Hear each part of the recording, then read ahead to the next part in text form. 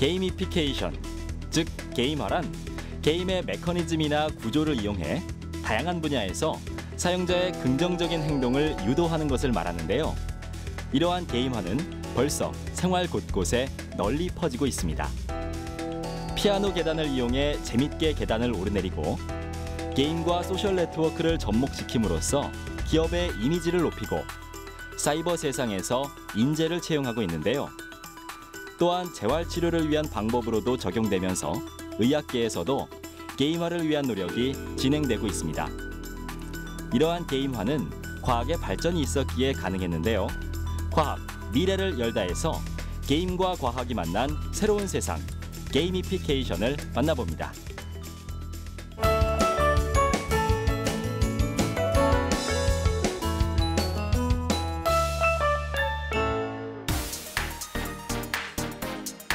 안녕하세요. 과학 미래를 열다 윤형섭입니다. 오늘은 여러분과 게임을 이용한 새로운 세상에 대해 말씀드리고자 하는데요. 단순히 컴퓨터 게임이나 게임 도구를 이용한 세상이 아닌 게임적 요소가 사회의 많은 분야에 적용돼 변화되는 현실을 만나보게 될 것입니다. 예전부터 사람의 행동 변화를 위한 다양한 노력들이 시도되어 왔는데요. 그 중에서도 행동심리학과 게임 분야에서 많은 진전이 있어 왔죠. 예를 하나 들어볼까요? 최근 지하철을 타면서 역내에 쓰레기통이 없어 불편했을 텐데요. 그것은 기존의 철제 쓰레기통이 폭발물을 숨기기 쉽고 화재의 위험이 있다고 여겨져 모두 없앴기 때문입니다. 하지만 이 때문에 시민들의 불편이 이어졌고 더 창의적인 방법을 찾게 됐는데요. 그것이 바로 투명 쓰레기통을 이용하는 것이었죠. 이 투명 쓰레기통은 쓰레기가 넘치는 것을 막고 다른 사람에게 내가 버린 쓰레기를 알게 함으로써 체면을 중시하는 우리나라에서 톡톡히 효과를 보고 있습니다. 그렇다면 이 방법 외에 더 효과적으로 사람들의 행동을 변화시킬 방법은 없을까요? 물론 있습니다. 바로 게임을 이용하는 것인데요. 그럼 지금부터 게임을 이용해 사람들의 행동을 변화시키는 기술에 대해 알아보도록 하겠습니다.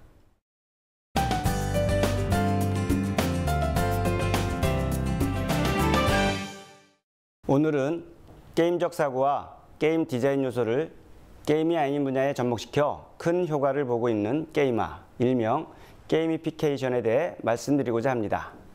게임화라고 하니 생소한 분들이 많을 텐데요. 게임화란 게임의 메커니즘, 상호작용 기법, 구조 등을 활용하여 마케팅, 웹 서비스, 건강 등 다양한 분야에서 사용자의 긍정적인 행동을 유도하는 장치로 볼 수 있습니다. 게임화는 이미 전 세계에 걸쳐 퍼져나가고 있는 운동이자 마케팅 용어로 자리 잡고 있죠.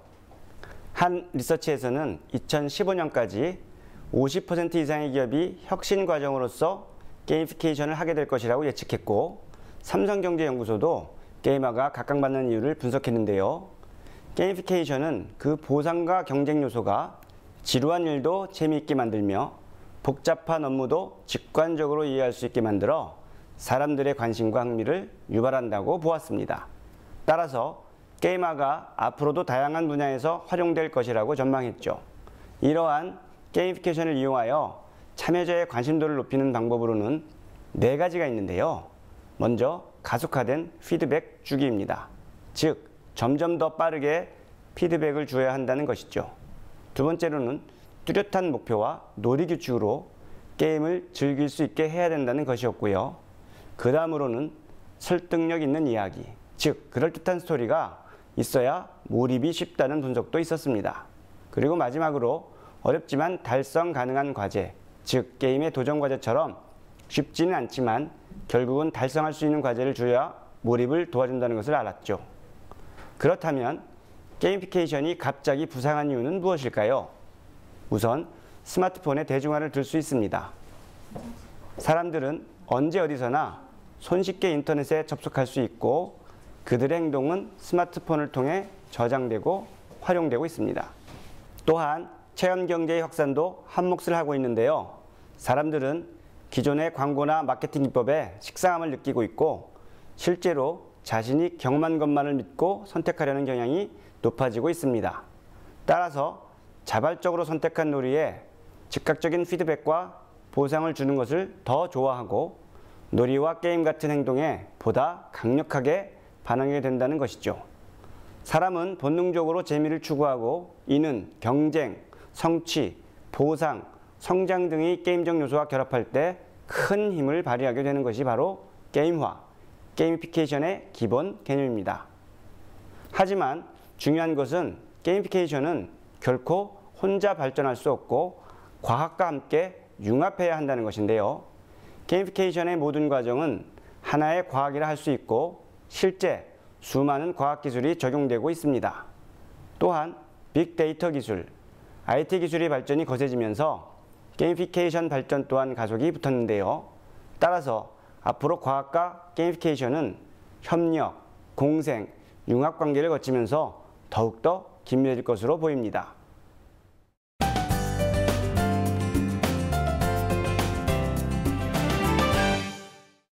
그렇다면 이제는 게임화의 적용 사례를 분야별로 살펴볼까요? 첫 번째는 스웨덴의 재미있는 쓰레기통입니다. 이 쓰레기통에 쓰레기를 넣으면 아주 깊은 곳으로 떨어지는 듯한 사운드가 흘러나오는데요.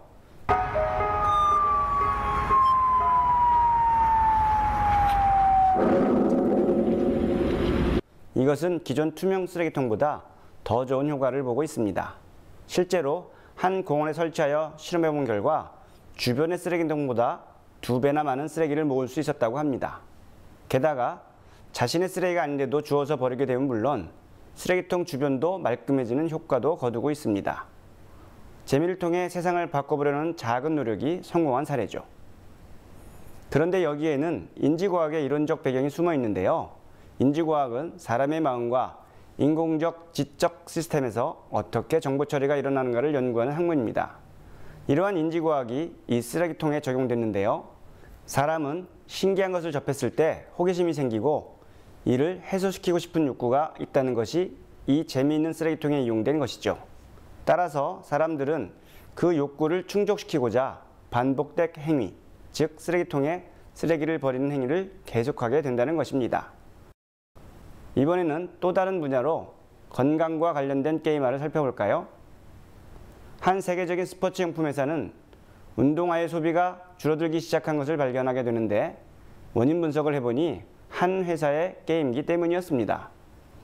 청소년들이 게임기를 많이 사용하다 보니 운동량이 줄어들어 운동화에 대한 관심이 줄어든 것이었죠. 이 스포츠용품 회사는 그 대책으로 게임에게 고객을 뺏길 것이 아니라 오히려 게임을 응용해보자는 역발상을 하게 되는데요. 그래서 탄생한 것이 바로 나이키 플러스라는 프로그램이었습니다. 이 프로그램은 운동화에 센서를 장착하여 이 센서가 사용자의 위치 정보와 운동 정보를 파악하고 스마트 기기로 전송하게 되는데요. 이를 이용하면 화면에 보시는 것과 같이 운동을 재미있게 계획할 수 있고 운동 정보를 공유하기도 하고 익명의 누군가와 경쟁도 즐길 수 있게 됩니다. 또한 운동 목표를 설정하고 세계적인 코치로부터 조언을 받을 수 있으며 친구들과 경쟁을 즐기고 기록을 공유하면서 자신의 운동 실력을 향상시켜 나갈 수 있죠. 요즘은 달리기뿐 아니라 어떠한 움직임도 감지할 수 있는 센싱 기술을 이용하여 다양한 운동에 활용하고 있습니다. 국내의 한 게임 회사에서도 직원들의 건강 관리를 위해 이 프로그램을 이용하여 운동을 하게 하고 실적이 높은 팀에게 특별 보너스를 주는 제도를 시행하고 있다고 하는데요. 즉 실천하기 어려운 행동을 동기부여를 통해 보다 쉽게 행동으로 옮기게 하는 것이죠. 또한 건강과 관련된 게임의 한 예로 피아노 계단이 있는데요. 복지 선진국인 스웨덴에서 시작된 아이디어입니다. 국민 건강 증진을 목표로 다양한 아이디어를 도출한 결과가 선정됐는데요. 이 계단은 밟으면 피아노 소리가 나서 마치 발로 피아노를 연주하는 듯한 느낌을 줍니다. 따라서 계단을 오르내리는 것이 재밌게 되고 건강에도 좋은 일석이조의 효과가 있죠. 이 피아노 계단을 제작했더니 실제 계단을 이용하는 사람이 66%나 증가했다고 하는데요. 놀라운 결과죠. 이제는 국민들을 계도해야 한다는 계몽주의 사고방식을 버리고 사람의 뇌는 새롭고 재밌는 것을 좋아한다는 뇌과학을 이용할 때인데요.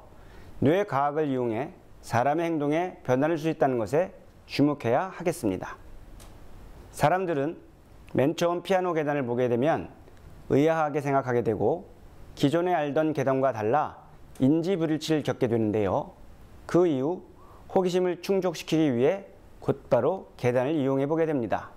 즉 행동에 변화가 생기는 것이죠. 또한 한국의 사례도 있는데요. 바로 금연잿더리입니다. 이 금연잿더리는 사람의 신체를 본따 만든 것인데요. 그림이 보이시죠? 바로 폐 모양의 잿더리입니다. 담배꽁초를 버리다 보면 자신의 폐 속에 니코틴이 쌓이는 것을 투명 잿더리를 통해 보여주는 것이죠. 이 또한 상당한 금연 효과를 거두고 있다고 하는데요. 게임에서 사용하는 시각적이고 즉각적인 피드백을 통해 사람의 행동을 개선해보려는 사례 중 하나입니다. 마지막으로 재활치료에 게임을 이용한 사례를 볼까요? 이 게임은 게임을 하는 사람의 몸무게와 좌우 균형을 측정해 재활치료를 도와줍니다. 이는 재활치료의 중요성을 알고는 있지만 지속하기 어려운 사람들의 재활치료 과정에 새로운 방법이 되고 있는데요. 재활 과정에 쉽게 동기부여를 하고 즉각적인 피드백을 통해 지속적으로 재미를 줍니다. 이 프로그램을 통해 벌써 많은 환자들이 재활에 성공하고 있고 다양한 프로그램이 개발 중이라고 합니다. 또 한 가지 사례는 두근두근 뱀 퇴치 게임인데요. 이 게임은 뇌졸중으로 하반신이 마비된 환자들의 재활훈련에 도움을 줄 목적으로 개발되어 사용되고 있습니다. 이 게임은 어느 구멍에서 나올지 모르는 뱀을 다리를 움직여 밟아 득점을 얻는 게임인데요. 경쟁과 보상이라는 게임의 핵심 메커니즘을 이용한 간단한 게임입니다. 이 게임은 재활뿐 아니라 다리의 근력 단련과 두뇌 활성화에도 도움이 된다고 하는데요. 게임을 즐기면서 건강도 회복할 수 있는 장점 때문에 많은 사랑을 받고 있습니다. 앞으로 재활뿐 아니라 양로원이나 복지시설에서 활용한다면 고령화 시대의 복지에 많은 도움이 될 수 있겠죠.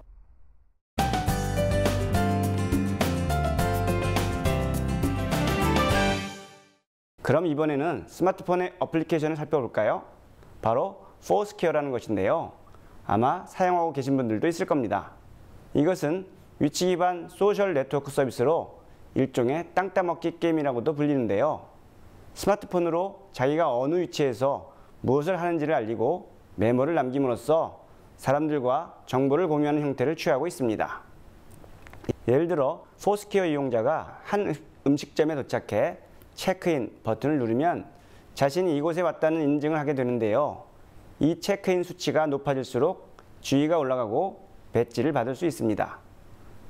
사용자들은 즐겨 찾는 장소를 등록하여 메이어가 되는데요. 이렇게 해서 많은 프렌드를 거느리면 더 멋진 배지를 달게 됩니다.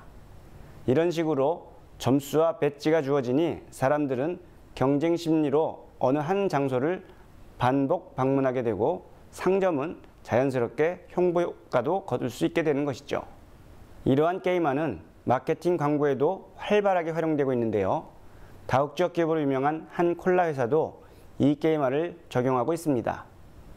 그동안은 피자나 치킨 하면 콜라가 떠오르는 패키지 상품 서비스로 시장을 확대해 왔는데요. 하지만 이것이 한계에 다다르자 새로운 마케팅 기법을 생각하게 됐고 이때 활용하게 된 것이 바로 게임화 기법입니다. 지금 화면에 나가는 동영상 같이 이 콜라 회사는 게임을 이용한 자판기를 만들게 되는데요. 지금 이 자판기의 경우 사람들의 화면의 동작을 따라해야 콜라가 나옵니다. 단순히 동전을 넣으면 콜라가 나오는 것이 아니라 동작을 함께 따라하게 됨으로써 즐겁게 콜라 자판기를 이용할 수 있게 되는 것이죠. 이렇듯 이 자판기는 기존 자판기와는 달리 고객과 상호작용할 수 있도록 만들어졌는데요. 이 외에도 동전의 투입구가 3m 높이에 있는 자판기, 한 캔을 더 얻기 위해 한 명이 다른 한 친구를 안아들어 올리거나 무등을 태워야 하는 자판기 등 여러 아이디어로 자판기를 만들고 있습니다. 사람들은 호기심에 가득 찬 얼굴로 자판기를 바라보게 되고 보상을 위해 더 열심히 상호작용하게 되는데요. 또한 주변의 사람들도 그 퍼포먼스로 인해 새로운 구경거리를 얻게 되죠. 많은 사람들이 이러한 상황을 즐기고 디지털 카메라로 동영상을 찍어서 SNS에 올리게 되는데요. 기존에는 상상할 수 없었던 간단한 아이디어로 재미와 즐거움을 주는 동시에 지속적인 소비를 부추기게 되는 것이죠. 회사에 대한 이미지도 좋아지게 되고 기업 입장에서는 더 많은 고객이 생기는 셈인데요. 재밌게 먹을 수 있다는 아이디어가 참 신선하죠. 또 한 가지 광고로 생수 광고가 있는데요. 화면을 볼까요? 사람들이 낯선 자전거를 발견하고 페달을 밟기 시작합니다. 그러자 자전거와 연결된 레이저가 건물 외벽에 동영상을 플레이하죠. 사람들은 호기심에 더 열심히 페달을 밟게 되는데요. 레이저 동영상을 보면서 나도 모르게 많은 운동을 하게 되는 것이죠. 그리고 운동이 끝난 후 옆에 놓여있는 시원한 생수를 마시게 되는데요. 즐겁게 운동하고 시원한 생수를 마시게 돼 자연스럽게 기업의 이미지가 각인되고 생수에 대한 친밀감이 생기게 됩니다. 이렇듯이 게임화를 이용한 광고 기법은 훨씬 더 높은 효과를 거두게 되죠.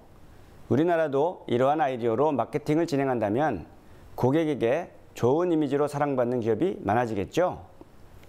마케팅과 관련해 경영에도 게임이 도입되고 있는데요. 일을 하다 보면 반복적으로 느껴지고 지루할 때가 있습니다. 그리고 일에 대한 피드백은 바로 받지 못해 답답하기도 하고요. 이것을 보완하는 것이 바로 게임을 이용하는 것인데요. 게임은 명확한 목표와 즉각적인 피드백, 그리고 그에 상응하는 보상이 있기 때문에 일의 몰입을 도와주기 때문입니다. 독일의 한 회사에서는 신입사원들을 위해 플랜트 빌이라는 게임을 만들었는데요. 신입사원들은 이 과정을 통해서 시뮬레이션된 공장 관리자로서의 경험을 하게 됩니다. 그들은 이 게임을 통해 생산성을 높이는 방법과 어떻게 해야 공장의 유지가 가능한지를 알게 되는데요. 즉 게임을 통해 공장 전반의 흐름에 대해 쉽게 이해하게 되는 것이죠. 이 게임은 직원뿐 아니라 일반인들도 참여가 가능한데요. 게임에 참여한 사람은 배달 시간, 품질 관리, 에너지 관리, 직원 만족도 관리, 안전 등의 요소를 측정하고 관리의 중요성을 재미있게 배울 수 있습니다. 자연스럽게 기업을 배우면서 호감도가 상승하고 결국 이 회사로 다양한 인재들이 모이게 되는 것이죠. 이러한 새로운 방식은 인재 채용에도 활용되고 있는데요. 한 다국적 기업은 전 세계로부터 창의적인 인재들을 채용하기 위해 새로운 방법을 구현해냅니다. 바로 세컨드 라이프라는 가상세계 게임을 통해 신입사원을 채용하는 것인데요. 이 방법에 따라 이 회사에 들어가고 싶은 사람들은 정해진 시간에 사이버 공간으로 들어가서 멋지게 자신의 아바타를 꾸미고 가상의 공간에서 면접을 보게 됩니다. 게임 세상에서 면접을 보게 된다는 것이 참 기발한 생각이죠. 또한 이 기업은 대학생들에게 온라인 게임을 제공하고 있는데요. 바로 이 기업의 CEO가 되어 5주 동안 가상의 회사를 직접 경영해보는 게임입니다. 실제로 이 회사는 이러한 온라인 게임을 통해 전 세계의 우수한 인재를 채용하고 있고 벌써 몇 년째 높은 인기를 끌고 있다고 합니다.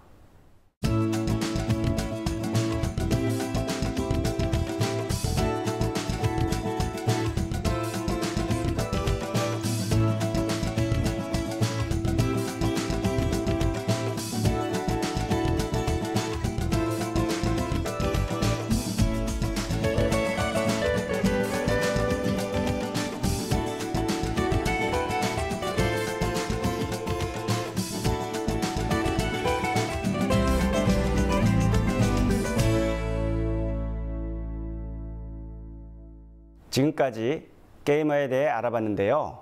과학의 발전이 있었기에 이러한 게이머가 가능했다는 사실을 꼭 기억해 주시길 바랍니다. 앞으로 게임은 소프트웨어, 개발, IT 컨설팅, 인지과학, 감성공학, 조직관리, 법률, 정보보호 등 앞으로 다양한 학문과 산업 분야에서 융복합적으로 사용될 것으로 보이는데요. 사실 게이머라는 것이 특별한 게 아닙니다. 사람은 누구든지 지루한 것을 싫어하고 재미있고 싶어 하죠. 이러한 인간의 숨겨진 욕구에 게임의 재미이론을 접목시켜 행동의 변화를 이끌어내려는 운동이 바로 게임화입니다.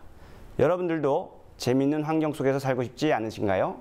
그렇다면 게임화에 관심을 가져보시기 바랍니다. 여러분도 자신의 행동을 바꾸고 세상을 바꿀 수 있는 게임 디자이너가 될 수 있다는 사실도 기억하셨으면 좋겠습니다. 시청해주신 여러분 고맙습니다.